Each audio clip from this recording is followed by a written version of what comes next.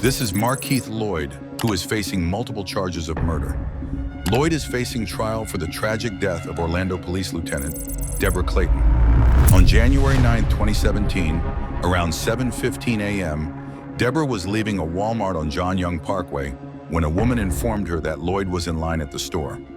Lloyd, who was wanted for the murder of his pregnant ex-girlfriend, Sadie Dixon, was dressed in camouflage pants and was wearing a bulletproof vest similar to those used by the Orlando Police Department. Deborah pursued Lloyd, but the 46-year-old drew his gun and fired 3 rounds at her as she ran toward the parking lot. One of the bullets struck Deborah in her right hip, which caused her to fall and hit her face on the pavement. Deborah also managed to fire multiple shots at the suspect, and the shootout continued for a while. One of the witnesses in Walmart appeared in court to testify to what went down at the scene. And did the defendant get on the ground? No, sir. Did you see what he did? Yes, sir. What did he do? Pushed his cart, ran around a pillar. Now, the pillar that he ran around would have been to his right or his left? His left. And what happened after he ran around the pillar? He came back from behind the pillar. And did you notice anything when he came out from behind the pillar? Yes, sir. What did you notice? A gun in his hand. Did you notice whether or not the officer had her gun in her hand? Yes, sir. So you saw the 2 guns. Yes, sir. What did you do? I got on the ground. What did you hear after you got down on the ground? Shots back and forth. You know how many shots you heard? No, sir, I don't remember. After the shooting was over, did you stand back up? Yes, sir. Did you see the defendant anywhere in the parking lot? No, sir. Thank you, ma'am. I have no other questions, Your Honor. Lieutenant Deborah received multiple shots to the hip and thigh before she was transported to Orlando Regional Medical Center, where she was pronounced dead. Some days later, Lloyd was captured in an abandoned house, even though he resisted the arrest at first, which led to an injury to his eyes. During trial, Lloyd didn't show signs of remorse, but instead, he played the victim card. These people made up a story saying I came over here, banged on these people's door, and gunned these people down. I tried to turn myself in 2 times before Walmart. They don't want to talk about that. They don't want the jury to know. Walmart never had to happen. These people know that I believe the police were trying to kill me, and they told no one. They endangered Deborah, me, and everyone else, but they told no one, and they trying to keep the jury and the people from knowing this. And this judge is working with them. And Walmart never had to happen. I tried to turn myself in 2 times before Walmart. I would never kill your queen like that. Never. And this wasn't told to the jury that's an important part of the defense. That's the mind state they had me in.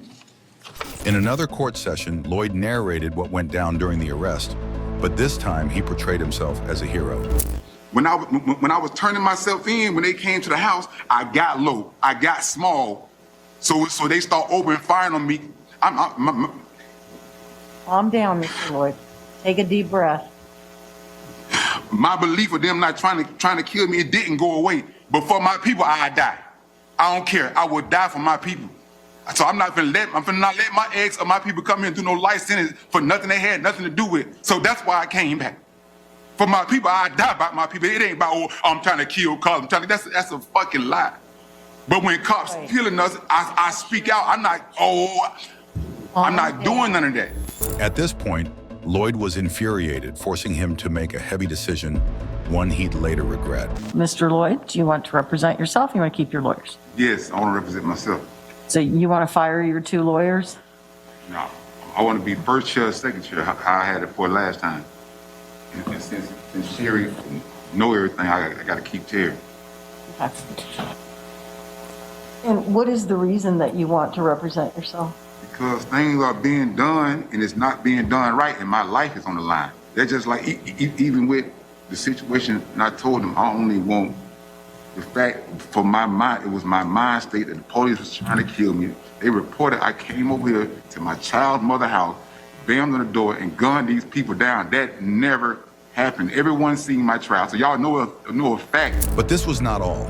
While the jury deliberated whether to hand him life or the death penalty, Lloyd did another silly thing. Mr. Lloyd has actually went into the hallway that leads to the holding cells and took himself out of the courtroom. The court has not given him permission to leave.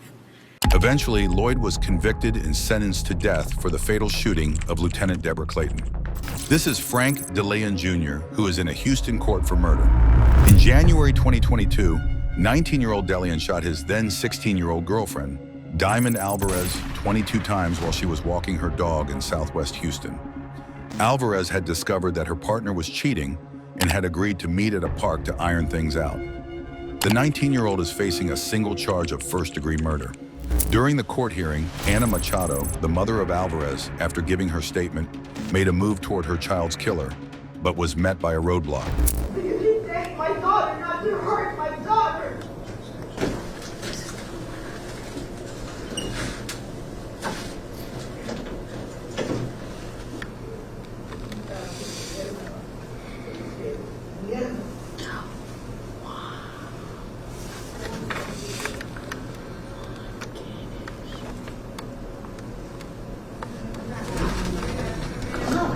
Seeing a chance to make a move, Diamond's uncle crept past officers and rained hell on Frank.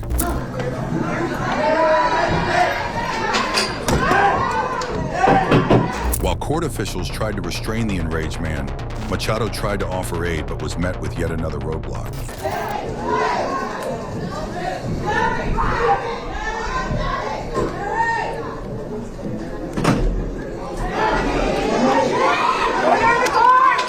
In the ensuing chaos, the murderer's mother suddenly became the target of an unknown assailant in red.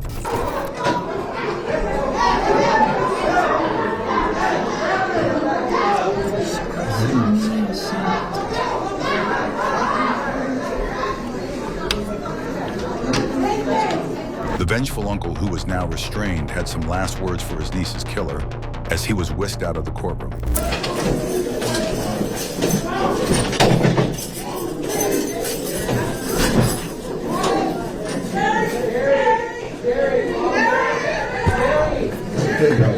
Crazy.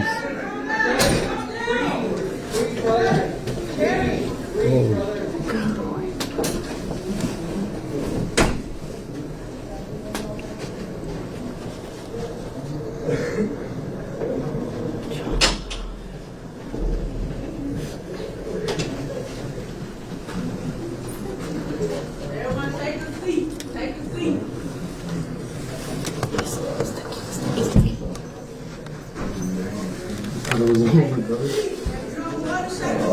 Step out. Order in the morning. Take a seat. Take a seat.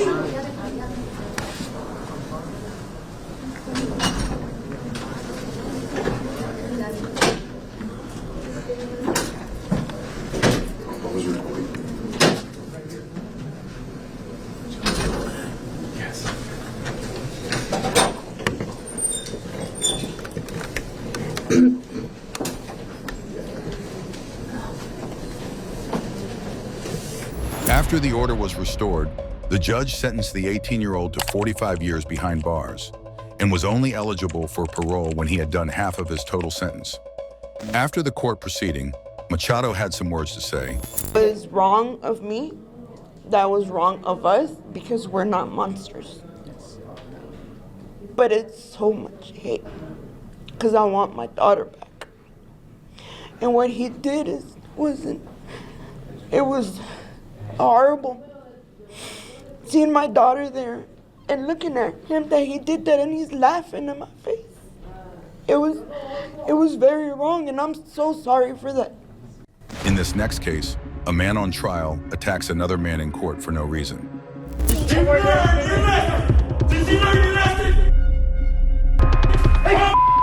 This is David St. John, who is in a Houston court for sexual assault.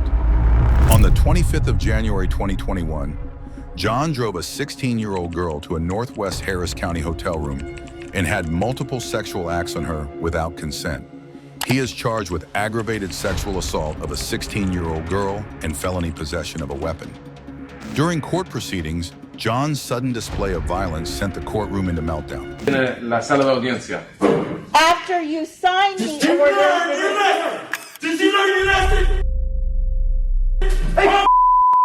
my God. Hey, hit the panic button. Call someone. What was I? Sit down, man. Sit down. I'm learning your lesson, man. I'm fine. What was that? No, you need to learn your lesson so you don't end up like me. Get up. Get up. You need to learn. We don't have a panic button. I don't have one over here. I did that for your good, son. Don't end up like me. I'm not. Hey, all right. Lock him up. The 41-year-old was sentenced to 2 separate 25-year prison terms. The Jacksons made a smart move to appeal to the court.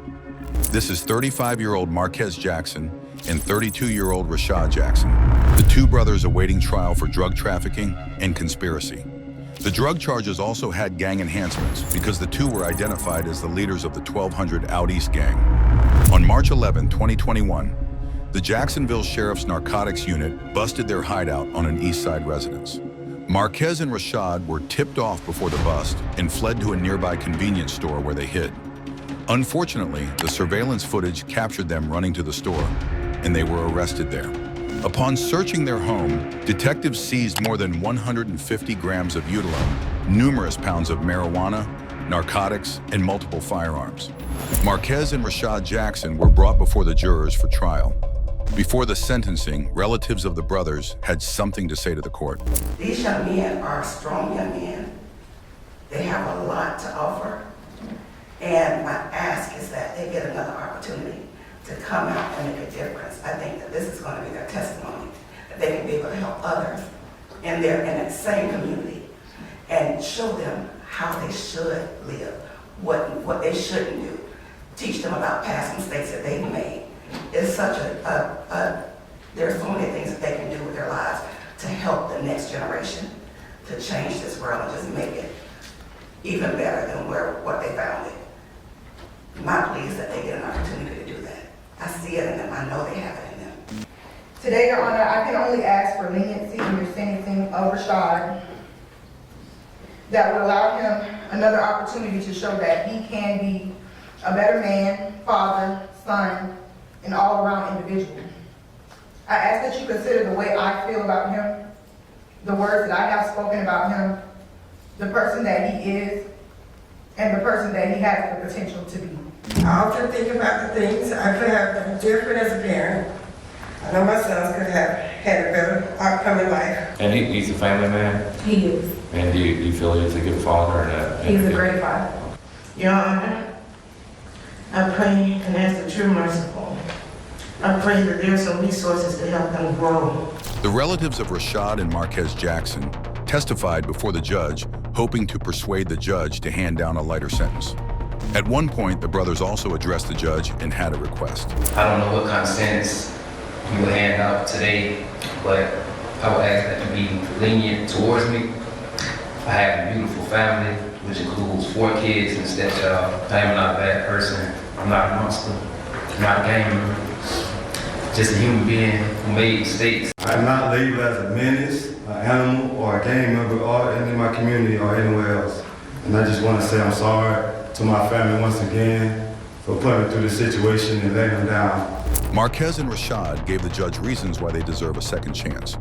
But the assistant state attorney, Lauren Anderson, stated reasons why the judge should ignore their persuasion. They had the opportunity to better their lives after serving 3 years in the Florida State Prison, and they came back out and continued doing the same pattern of criminal activity that they've been arrested so many times before for. They even moved out of their community. But instead of staying out of their community and getting jobs, the court has heard nothing from any of these witnesses about legal jobs that they had. They provided for their families financially, but how are they doing that? By selling drugs. After arguments in the courtroom, the 2 brothers stood before the judge to get their punishment. As it counts 1, 3, 4, 5, and 6, you're adjudicated guilty, sentenced to 30 years Florida State Prison with 581 days credit. There are $618 in court costs on each case, and there's a $50 PD application fee. As to count 1, there is a $50,000 fine and 5% surcharge. Marquez and Rashad Jackson were sentenced to 30 years in the Florida State Prison with 581 days of credit. This is Rashad Hawkins, who is facing trial for failure to pay child support. After Hawkins was sentenced, he was not willing to serve the jail time, so he found his way out of the courtroom before he could be detained.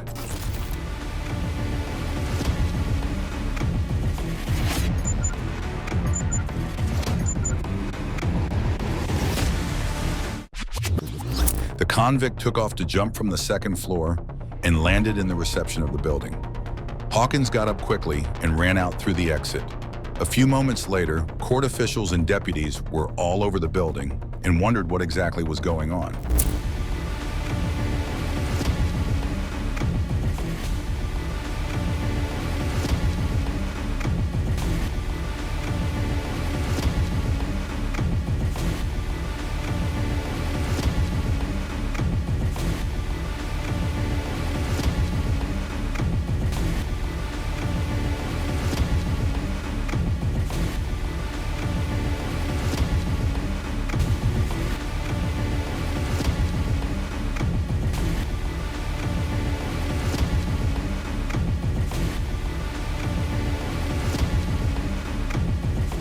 Little did they know that a convict was on the run and would be nowhere to be found for a couple of weeks.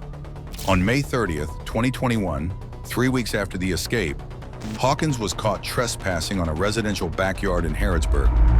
Just like he managed to escape in court, he struggled with the officers of the Harrodsburg Police Department before he was eventually apprehended. The officers later discovered that Hawkins was wanted in Tennessee after he was arrested. In addition to his charges in Tennessee, he was charged with third-degree criminal trespassing, first-degree evading police on foot, third-degree assault on a police officer, resisting arrest, and possession of drug paraphernalia. Hawkins' escape left deputies wandering around the court hallway, but Ashford's response caused emotional moments in the courtroom. I still don't have copies of the things that I've asked for. I don't have a copy of anything. I don't even know what the prosecutor's going to use against me. This is Ashford Thompson, who is currently facing charges for murdering a Twinsburg police officer in Ohio. On July 13, 2008, at around 2 a.m., Ashford was driving through the driveway of his former Glenwood Drive home when a Twinsburg police officer, Josh McTarian, pulled him over for playing loud music. Officer Josh approached Ashford and requested backup, but a dispatcher informed him that Ashford had a concealed gun license. Unfortunately, Officer Josh didn't heed the dispatch, not knowing Ashford was about to do the unexpected. After Josh managed to handcuff one of Ashford's wrists, Ashford shot him in the head 4 times, leaving the officer's lifeless body on the ground. Josh, who had served with the Twinsburg Police Department for 11 years, left behind his wife, Holly, who was also an Oakwood police officer at the time, and their 3-month-old Thea. Holly's speech in the court explains how painful the murder of her husband was. I didn't write anything down here because I don't really think that I can write my life down and tell these 2 women how they destroyed my life that day. Bridget Robinson and I went to school together. And here I am addressing her in court as a part of someone who helped my husband, helped someone murder my husband. I understand that he's your brother and that you want to help him, but you as an adult made that choice that day to help him, and that is why you're here. In 2010, Ashford faced a Summit County jury where he was convicted of aggravated murder with specifications that carried the death penalty, including purposely killing a police officer. He was also found guilty of escape, resisting arrest, tampering with evidence, and carrying a concealed weapon. The jury recommended a death sentence as the consequence of Ashford's crime. After the sentencing, Officer Josh's mother had the chance to address the court and the killer of her youngest son. God has given me many gifts. One was my youngest son, Josh. Josh was a very special person. It took me many months to pick out his name to fit him, bringing out the goodness in people. You had to shoot him 3 more times while he laid down there dead, caving in the side of his head. The shot that took his life also took mine. I'm dead inside. I'm like a shell going through the motions of life. I respond to my body's command. When I have to eat, when my body says that. My eyes drip tears anytime, day or night. I don't even notice half the time. I go like this and I'm crying. My heart bleeds sorrow for grief, sadness, agony. You took my son's future. You took my future.